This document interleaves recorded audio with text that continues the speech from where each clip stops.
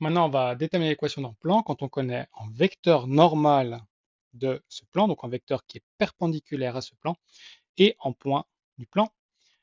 Donc, on va prendre un plan pi qui a en vecteur normal le vecteur n et qui passe par le point A 2, 4, 9.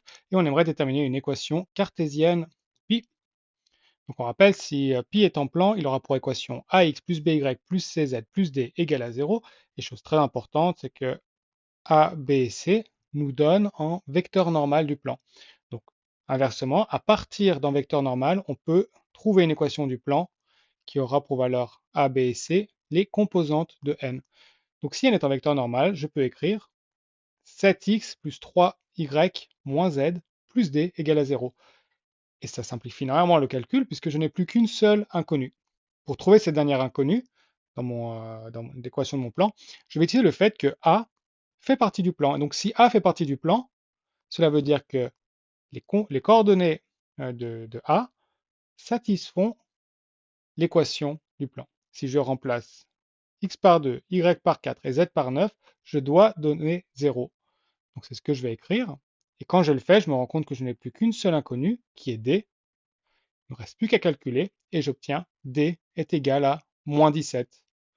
Je peux en déduire donc que l'équation de mon plan est 7x plus 3y moins z moins 17 est égal à 0. Vous pouvez faire un entraînement maintenant.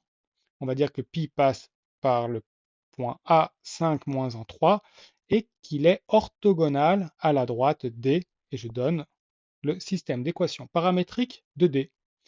Il faut déterminer une équation cartésienne de pi. Vous pouvez essayer de le faire et on le corrige maintenant.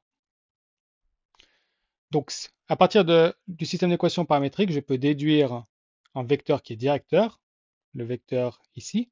2 moins en 4, c'est celui qui est multiplié par lambda, c'est celui qui indique la direction de la droite.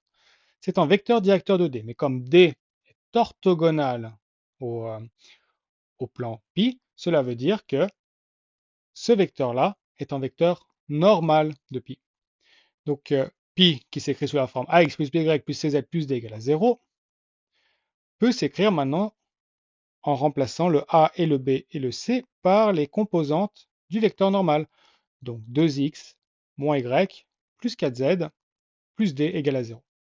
Il ne nous reste plus qu'une seule valeur à trouver, la valeur de d.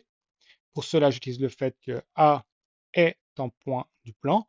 Donc cela veut dire que ces coordonnées doivent satisfaire à l'équation du plan. Donc ça donne 2 fois 5 moins moins 1 plus 4 fois 3 plus d est égal à 0.